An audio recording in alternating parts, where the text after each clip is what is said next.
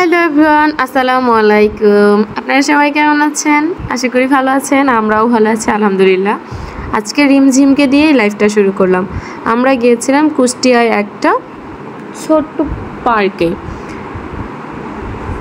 এটা নদীর ধারে এই পার্কটা অনেক সুন্দর ছিল। পাশ দিয়ে রাস্তার পাশ দিয়ে মানে এটা কিন্তু পার্কের ফার্স্ট ফ্লোর, অর্থাৎ প্রথমে আমরা যেই রাস্তা দিয়ে প্রবেশ করলাম, এখনও পার্কের ভিতরে আমরা ঢুকতে পারিনি। এটা বাইরেরই দৃশ্য। চিন্তা করেন, বাইরের দৃশ্যটা যদি এত সুন্দর হতে পারে তাহলে ভিতরের দৃশ্যটা কত সুন্দর হতে পারে।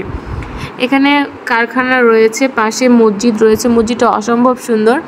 পার্কে আমি ম্যাক্সিমাম জায়গায় দেখেছি পার্কের সামনে মসজিদ থাকে না, বাট এখানে মসজিদ আছে, এটা আমার বেশ ভালো লেগেছে। আমি যে পার্কে ভিতরে প্রবেশ করেছি, টিকিট নিয়েছি, এই ভিডিওটা আমার কাছ থেকে স্কিপ হয়ে গেছে। এটা পার্কের ভিতরে, এখানে তেমন কিছু না থাকলেও বাট নদীর পাড়ের সাইডে যে ছোট বাচ্চারা খেলা করে, দেন অন্য যে বিষয়গুলো আছে খুব সুন্দর। যেহেতু আমরা গোধূলি বিকেলে গিয়েছিলাম, দেখেন কি অসম্ভব সুন্দর লাগতেছে বিকেলটাকে। চলুন এবার আপনাদেরকে আমি নৌকাতে করে একটু ঘুরে দেখাই নদীটা। এটা ছিল নৌকায় ওঠার আগের মুহূর্ত। দেন এখানে নৌকাতে উঠে আমরা অনেক দূর ট্যুর দিয়েছিলাম, অর্থাৎ এই পার থেকে ওপার প্লাস এদিক থেকে ওদিকে। সো ওই ভিডিওগুলো, এই ভিডিওটা যেহেতু অনেক ছোট, সো এখানে নেওয়া ছিল না।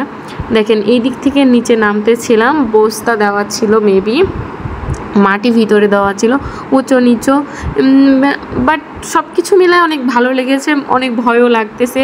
আমার লাইফে কিন্তু আমি ফার্স্ট টাইম এভাবে নদীতে ভ্রমণ করব নৌকা দিয়ে। আপনারা কতবার ভ্রমণ করেছেন অবশ্যই আমাকে কমেন্টে জানাবেন। আর এই সাইডে দেখছেন বিকেলটা এত বেশি সুন্দর লাগতেছে, এত অসম্ভব সুন্দর প্রকৃতি কিভাবে হয়, আমি শুধু জাস্ট ওটাই ভাবতেছিলাম। সত্যি বলতে এটা কুষ্টিয়াতে একটা বেস্ট স্থান আমার কাছে মনে হয়েছে।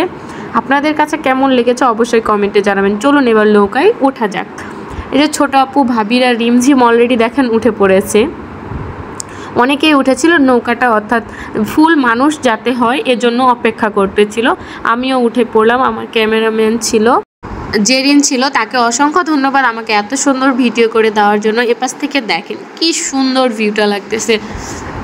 এই যে অনেক সময় কবিরা কবিতা লিখে না, আমার কাছে ঠিক তারা এমনভাবে ভ্রমণ করে দেন আমাদের জন্য রবীন্দ্রনাথ ঠাকুর, কাজী নজরুল ইসলাম এরা এইভাবে কবিতা লিখে গিয়েছিলেন।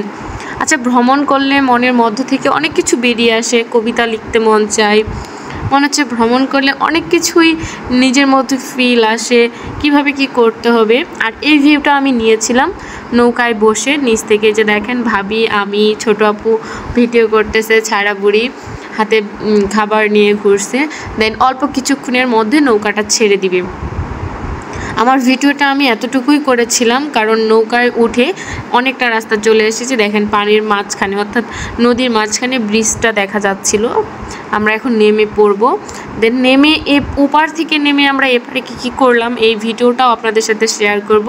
যদি আমার ভিডিওটা ভালো লেগে থাকে প্লিজ লাইক কমেন্ট শেয়ার করবেন এবং অন্যকে দেখার সুযোগ করে দিবেন। আজকের ভিডিওটা এই পর্যন্তই, দেখা হবে নেক্সট ভিডিওতে। আল্লাহ হাফিজ।